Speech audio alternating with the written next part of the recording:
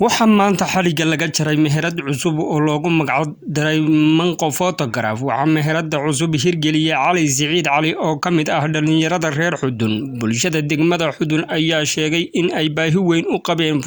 photograph-ka ayna soo dhaweynayaan. Waxaana meheradan cusub xaliga ka jaray maayar ku-xigeenka degmada Xudun Cabdinaasir Cabdulqaadir Sheekh Cabdi Guure Qoob. وأنا أطمئن وأنا سود وينيا مقو فوتوغراف and decoration waxaan leeyahay waxaweye waa wax loo baahnaa oo maartay horumar oo magaalada ka soo biiray magaalada waxaan leeyahay sawiraanta waxaweye meelaha goobaha kale loo aadi jiray waxay haysa maqo photograph and decoration inta ka bacdi waxaweye waa runtii magacabna waxaan baahan tahay oo garanayna maqo waxaweye magacna wada taxna meherada waxaweye dhalinyar furtay oo runtii meherada dhalinyara si gaar ah waxaweyaan ugu soo dhaweynaya oo in maartay baahiyo badan magaalada ka jirin dhalinyartu waxaweye aqoonyahanka ama jaamacadaha ka soo baxay waxaweye ay dalkii ku soo celiyaan baahiyaha waxaweye magaalada ka jira ay daboolaan waxaan leeyahay meherada muuqana waxaweye weelka ku soo dhawaada footadan loo bixiyay magaca weyn oo degmadu ku caanamashay aad iyo aad ugu faraxsanahay shaqaabuurka saaka halkan laga bilaabay waa xubin aad iyo aad u weyn degmada ka dhex maqneed weeye ardayda sawirka la gelayo saxaafadda degmada markiiba ka howlgasha oo isa saaran weeye marka waxaa dhici jirtay in loo aado gobolka ciddii sawiraan qaadanaysa ama ciddii saxaafadda degmada ka duulaysa gobolka looga yeedho aad iyo aad baan ugu faraxsanahay dhalinyaradan shaqa abuurka wanaagsan bilowday oo isku dayday inay qalabayso agabka intaa tira leeg maalka intaa leeg geliso aad iyo aad banaanana ula shaqeynaynaa degmada Xudun iyo nawaaxigeedana waxaan leeyahay footadana waa footadiina waa inaga dhex maqnay waa xubinta koowaad oo inaga dhex maqnayd weeye waa saxaafadii iyo footadii sawiraanta oo isa saaran weeye waxa weeye waxayna amaaneen cid u yeedhano waxay naga duubtaa ama in sawirka la gobolka u aadno waa xubin aad iyo aad degmada iyo nawaaxigeeda uga dhex maqnay intaa waxaan ku darayaa boosaska kale oo degmada ka bannaan oo horumarkaas sida kuwan oo kale ay ka mid yihiin dhalinyarta inay balwadda iyo taariifta ay kaga dhex baxaan oo sidii hore loo sheegay ilaahay lagu dhawaado la isku xidho waxaan kaloo baaq u dirayaa waddanka abaaro badan ayaa ka jira oo inagu soo foolle ilaahay waxaynu ka baryanaa in ilaahay inaga qaboojiyo raxmad khayr qabtayna siiyo Xudun iyo nawaaxigeeda waxaan leeyahay ummaddaas oo guurtada ah la soo dhaweeyo oo hala waraabiyo aad iyo aad baan idin salaamaya wassalaamu calaykum waraxmatullah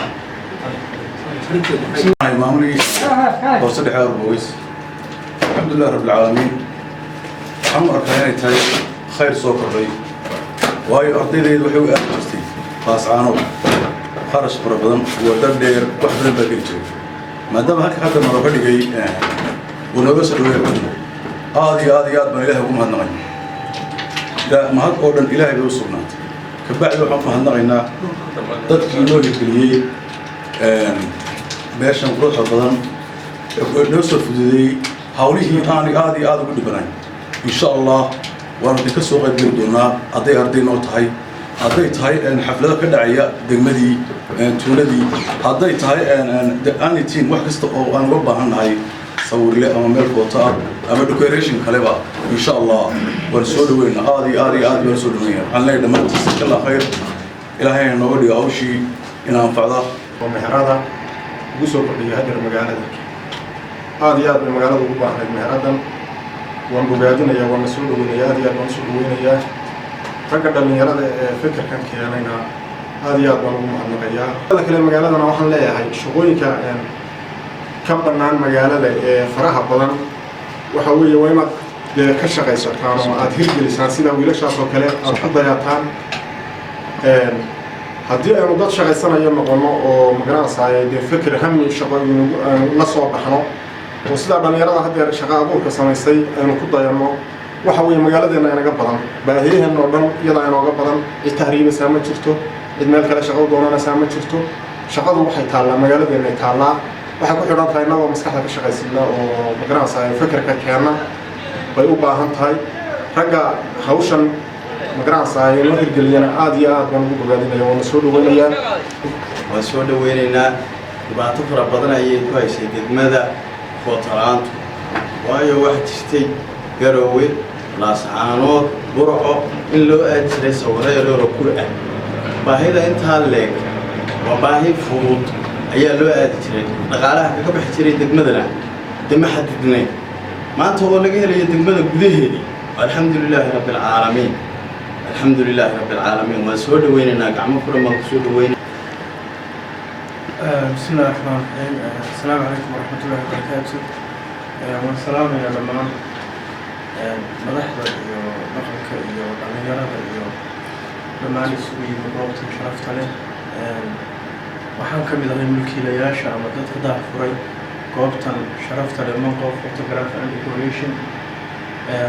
waxaan nagu kalifay ama aan isugu xilqaanay markaan aragnay baahida faraha badan ee looga qabo degmada iyo nawaaxigeeda in aan furno goobtan isla markaan aragnay dhalinyaradii iyo waxa weeye dadkii iyo ardayihii iyo dadkii kala duwanaa oo maalin walba u sii raran gobolka ama sawir kura ha aadaan ama sawir ardayad ha aadaan ama sawirro iyo xaflado iyo roosyo looga yeelo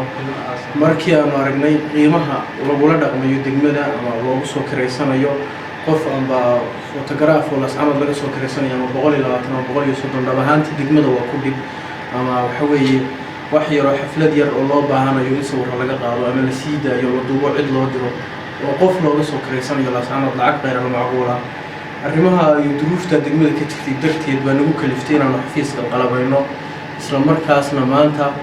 ay ka soo qayb galeen waxgaradka kala duwan ee degmada una xafiiskii maanta si toos ah u howlgeli doono maanta wixii laga bilaabo aanay dhici doonin cid dambe waxa weeye gobol u sii xiran ama sawir ama xaflad ama